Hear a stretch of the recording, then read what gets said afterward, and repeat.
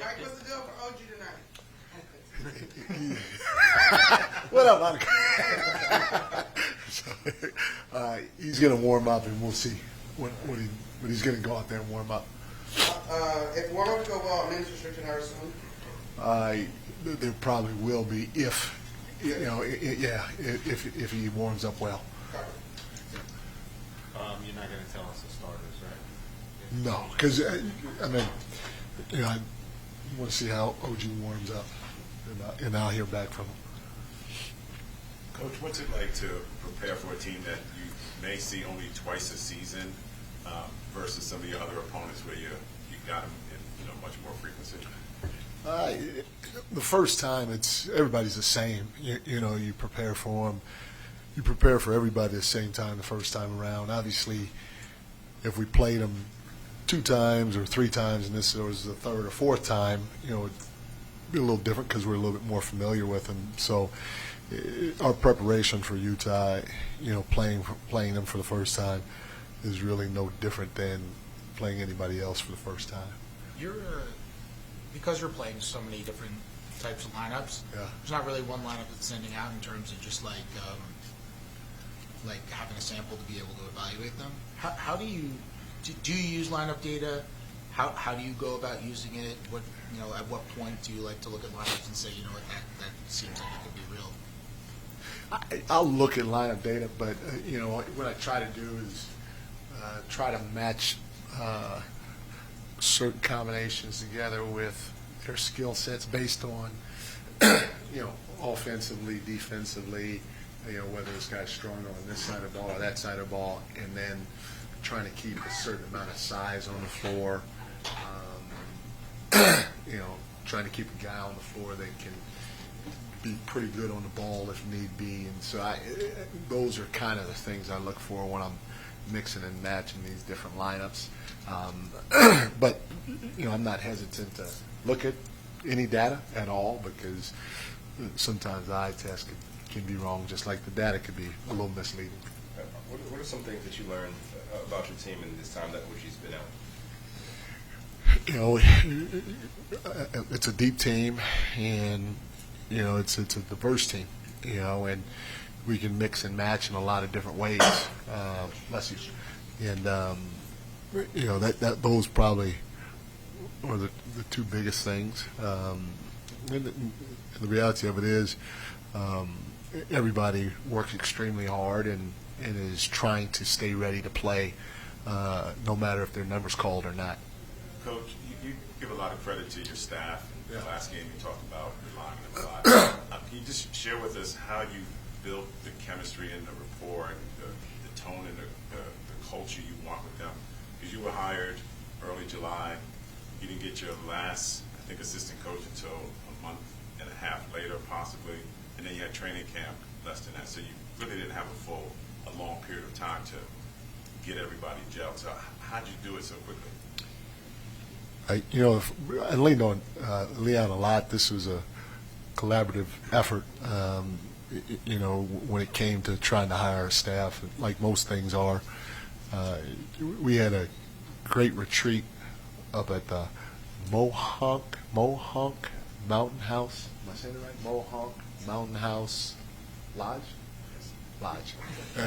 It was fun, a lot of fun. This is the first time I've ever done. I've gone on coaches retreats before, but I actually encouraged all of the coaches, and like everybody came, video guys, scouts, everybody.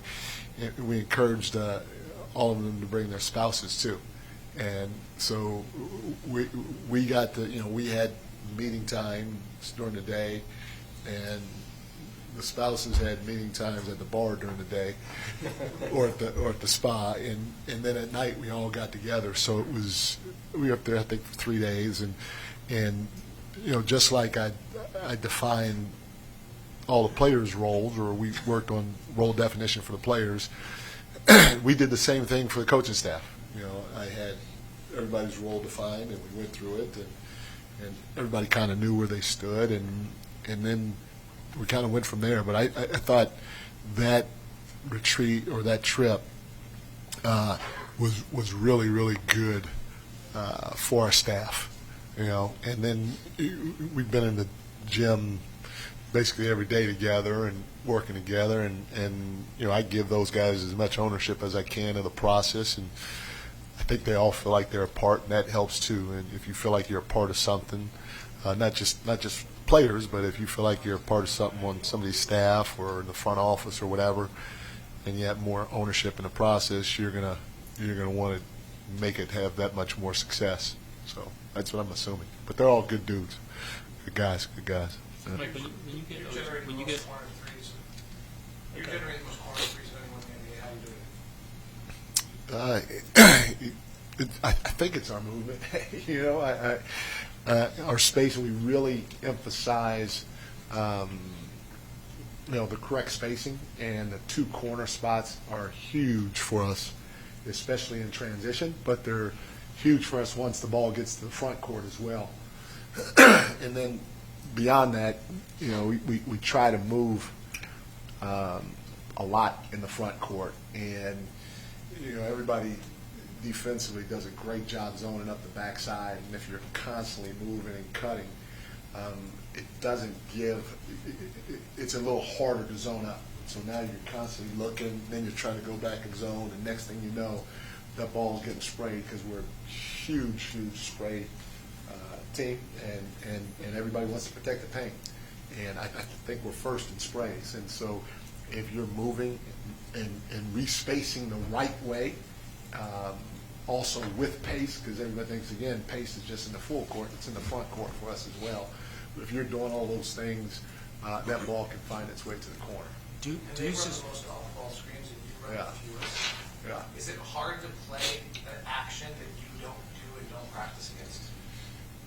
Well, we don't practice as much as I want to, so that's tough as it is. But it's going to give us a different challenge, you know, because not only do they do that, I mean they got some size coming off those pin downs and flares and stuff like that, and so we have to make sure that we're able to match up while trying to do the appropriate coverage when it comes to the off-ball stuff. But the matching up that's what marketing does. He just presents a huge problem because he's coming off of pin downs, but he's 7 feet, and so trying to make sure you're able to match up and you're playing your coverage right with as good as he shoots the ball, that makes it really tough. Regarding the corner threes and stuff, Deuce specifically has become so good at making that read. Who's that? Deuce. Oh, yeah. Has become so good at making that read when he's on the wing and really getting to the corner to open himself up and almost receiving that pass on the move and then just going straight up.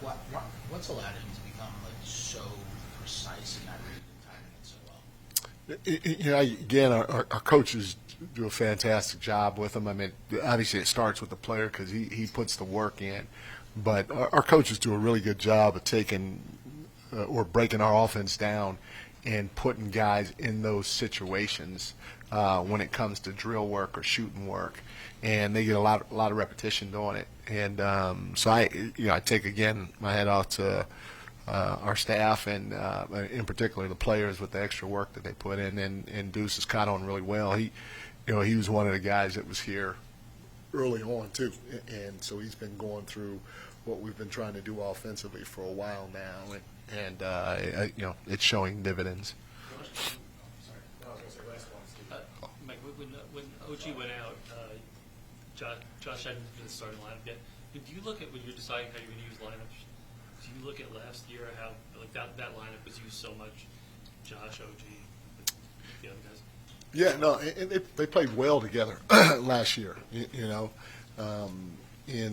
So I did look at that, but again, I'm not, whether it's right or wrong, I'm not a huge proponent of starting, the 5 guys that are going to end the game. To me, who ends the game is a much bigger deal. But at the end of the day, if something is best for our team, then I'm going to try to go that direction. So, thank you guys.